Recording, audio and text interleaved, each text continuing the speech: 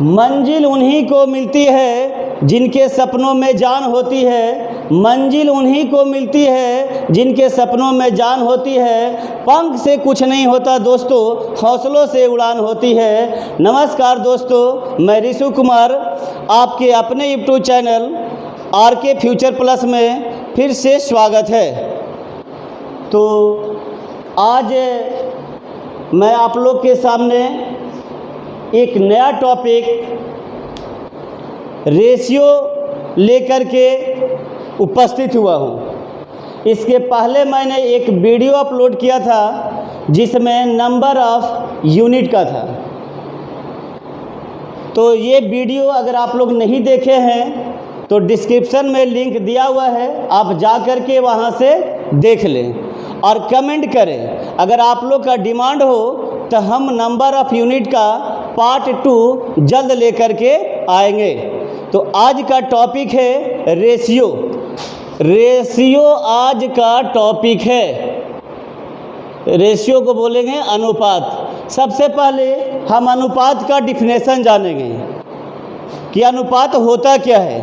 तो अनुपात किन्हीं दो समान इकाइयों के बीच परस्पर संबंध को दर्शाता है और यह भी दर्शाता है कि पहली राशि दूसरी राशि का कितना गुणा है अथवा कौन सा भाग है। अनुपात में आप तब तक नहीं लिख सकते जब तक कि यूनिट समान नहीं हो। यूनिट समान नहीं रहने पर आप अनुपात में नहीं लिख सकते। यदि आप अनुपात में लिखना चाहते हैं तो सबसे पहले यूनिट का समान होना जरूरी है। अगर समान नहीं है तो समान करेंगे। अगर मान लेते हैं कि हम लिख रहे हैं 3:7, कैसे यूनिट समान रहेगा ये समझना है। तो 3:7 लिखे। अगर इसका हम यूनिट लिखते हैं रुपया तो 3 रुपया होगा, तो इधर भी 7 रुपया हो जाएगा। अगर इसका यूनिट लिखते हैं मीटर में तो इसका भी यूनिट मीटर होगा। अगर हम किलोमीटर में यूनिट लेते हैं तो दोनों तरफ का आपका यूनिट किलोमीटर में होना चाहिए। यदि हम एक्स लेते हैं तो दोनों तरफ आपका यूनिट सेम होना चाहिए। यूनिट सेम रहने पर ही हम इसे लिख सकते हैं। एक एग्जाम्पल लेते हैं। 500 मीटर और 5 किलोमीटर के बीच अनुपात ज्ञात करना है। ज्ञात करना है। अब देखिए यहाँ 500 मीटर है और एक 5 किलोमीटर है। अगर इसे अनुपात में लिखना चाहते हैं तो आप इसे इस प्रकार से नहीं लिख सकते क्योंकि इन दोनों का यूनिट सेम नहीं है। जब तक यूनिट सेम ना हो आप उसे अनुपात में या बट्टा में नहीं लिख सकते हैं। तो आइए हम इसका यूनिट को सेम करते हैं। ये 500 मीटर है, हम इसे 500 मीटर छोड़ देंगे। ये 5 किलोमीटर है, इसमें हम 1000 से गुणा करके इसका भी यूनिट मीटर में ले आए। अब दोनों का यूनिट सेम हो गया तो अब इसे हम अनुपात में लिख सकते हैं। मीटर से मीटर कट गया, 2 जीरो से 2 जीरो, 5 से 5 कट गया, 1:10 होगा। यानी अनुपात में यदि लिखना चाहते हैं तो पहले यूनिट सेम कीजिए। अगर सेम नहीं है तो, अगर पहले से सेम है तो डायरेक्ट लिख दीजिए और अगर यूनिट सेम नहीं है तो यूनिट को सेम कर दीजिए। आगे आपका डिफिनेशन में बताया गया कि अनुपात गुणा और भाग को दर्शाता है। जैसे अगर हम बोले ए के पास 5 रुपया है और बी के पास 15 रुपया है। अब अगर इन दोनों के बीच में संबंध दर्शाना है, अनुपात लिखना है तो लिखेंगे A/B बराबर, तो ए का यूनिट हो गया रुपया में है 5 रुपया और बी का यूनिट है 15 रुपया। दोनों का यूनिट सेम है, इसलिए हम इसे अनुपात में लिख सकते हैं। रुपया से रुपया कट गया, 5 तिया 15, 1:3 हो गया। तो अनुपात गुणा और भाग को दर्शाता है, अधिक और कम को नहीं। इसे आप इस प्रकार से नहीं कह सकते कि ए का राशि ए बी से 2 रुपया, या 2 कह सकते हैं कि 2 कम है, ए बी से 2 कम है, ऐसा आप नहीं कह सकते। या फिर आप ये नहीं कह सकते कि बी ए से 2 अधिक है, ऐसा भी आप नहीं कह सकते। अनुपात गुणा और भाग को दर्शाता है, ना कि अधिक और कम को। तो देखिए, अगर आप इसे लिखना चाहते हैं तो लिखेंगे कि बी ए का 3 गुना है, या बोलेंगे कि ए बी का 1/3 भाग या गुणा है।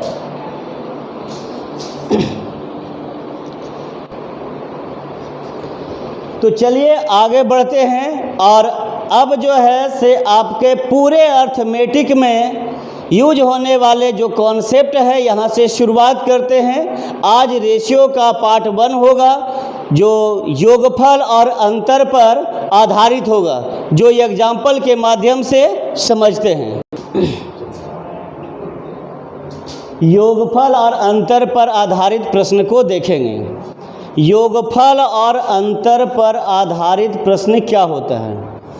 जब प्रश्न में कभी भी 2 राशि का योग दिया रहे और वही दोनों राशि का अंतर भी दिया रहे, तो बड़ा मालूम करने के लिए दोनों राशि को जोड़ करके 2 से भाग दे देंगे, और यदि छोटा मालूम करना है तो दोनों के अंतर को 2 से भाग देंगे। आइए हम एक एक करके एग्जाम्पल से समझते हैं। a + b अनुपात a - b बराबर 11:9 हो। यहाँ a और b 2 राशि है, एक बार इसका योग दिया है और एक इसका अंतर दिया है। यदि हमें a और a अनुपात b मालूम करना है, तो सबसे पहले तो हम ये जानेंगे कि इसमें a बड़ा है या b बड़ा है।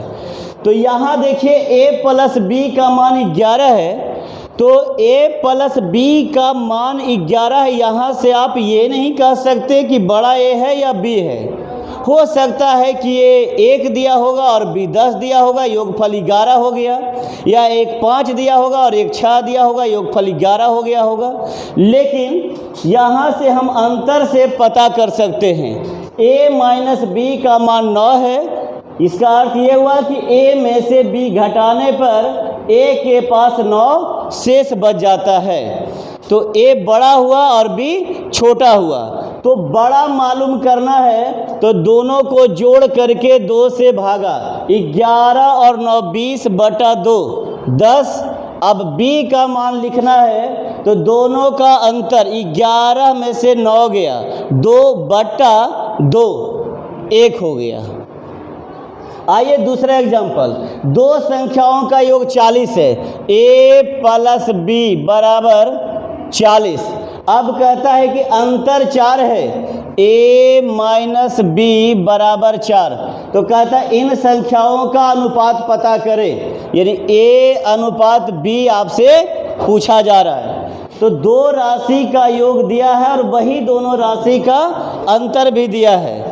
तो बड़ा मालूम करना है तो दोनों को जोड़ करके 2 से भाग देंगे, और छोटा मालूम करना है तो दोनों के अंतर को 2 से भाग देंगे। तो चलिए a का मान लिखना है तो 40 और 4 44/2, ये आपका 22 हो गया।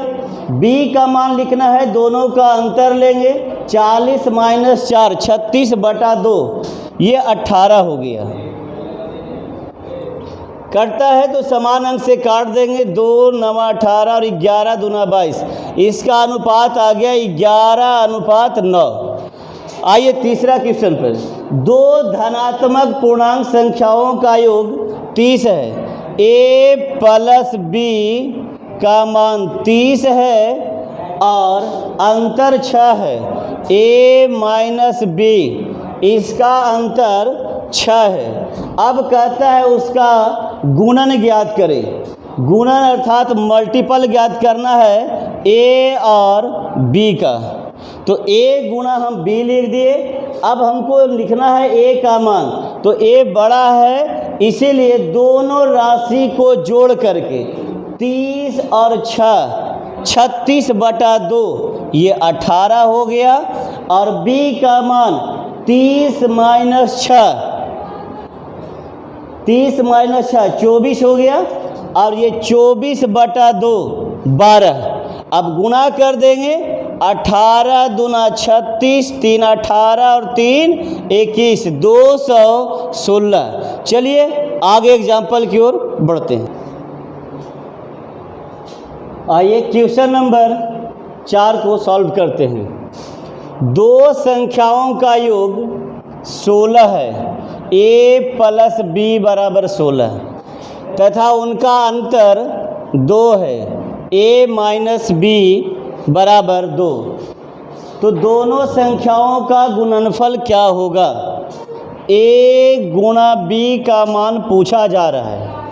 तो दो राशि का योग दिया है और वही दोनों राशि का अंतर दिया है। तो बड़ा मालूम करने के लिए दोनों को जोड़ करके 2 से भागा। 16 2 18/2 9। अब दोनों का अंतर 16 में से 2 गया, 14/2 7, 9 7 63। 63 आपका आंसर हो गया। क्वेश्चन नंबर 5 देखेंगे। दो संख्याओं का अंतर 14 है और इसका योग 20 है। a प्लस b का मान 20 हो गया। कहता है इसका गुणनफल क्या होगा? a गुणा b बराबर ज्ञात करना है। तो देखिए a बड़ा है, इसलिए दोनों को जोड़ करके 2 से भागा। 20 और 14, 34/2 17। आगे b का मान लिखना है। 20 में से 14 गया, 6 6/2 3, 17 3 51 आंसर हो गया। थोड़ा सा चलिए अब जो है लास्ट एग्जाम्पल को देखते हैं। ये क्वेश्चन जो है आपका इम्पोर्टेंट है, इसे ध्यान से समझिएगा। दो संख्याएं इस प्रकार है कि उनका अंतर a माइनस b योग a प्लस b तथा गुणनफल ab, और इन तीनों का जो अनुपात है वह है 1:7:18। अब देखिए अगर हम इसे, चलिए सबसे पहले तो ये देख लेते हैं कि दो अंतर योग और गुणनफल का अनुपात दिया गया है।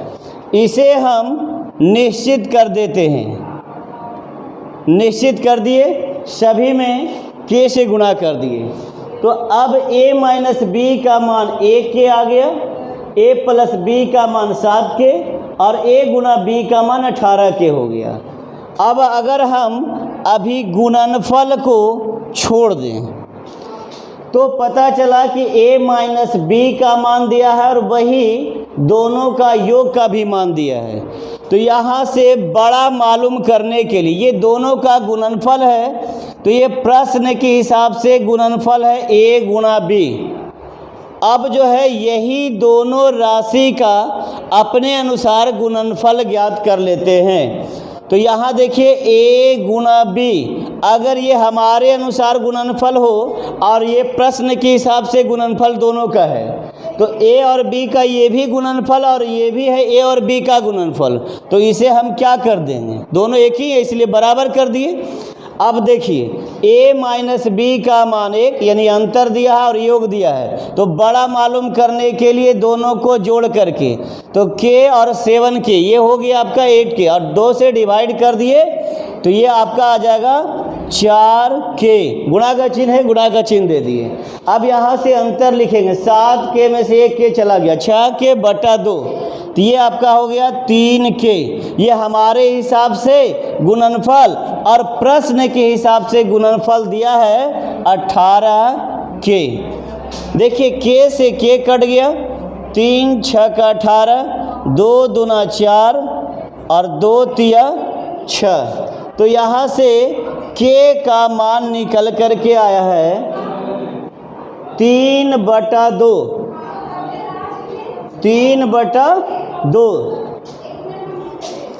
तो पूछा जा रहा है कि संख्याओं का गुणनफल ज्ञात करें। तो गुणनफल क्या है? 18k है। अब यहाँ हम 18 गुणा k का मान रख देते हैं 3/2। 2 9 18, इसका आंसर होगा 9 तिया 27। बोल दें कि अगर स्क्रीनशॉट लेना है तो नहीं, पहला वाला लिए थे।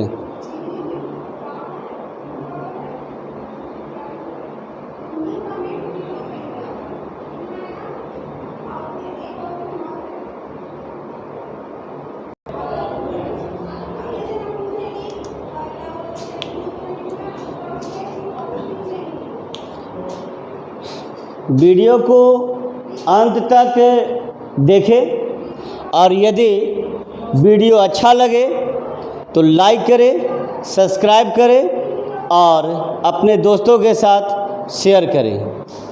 जय हिंद, जय भारत।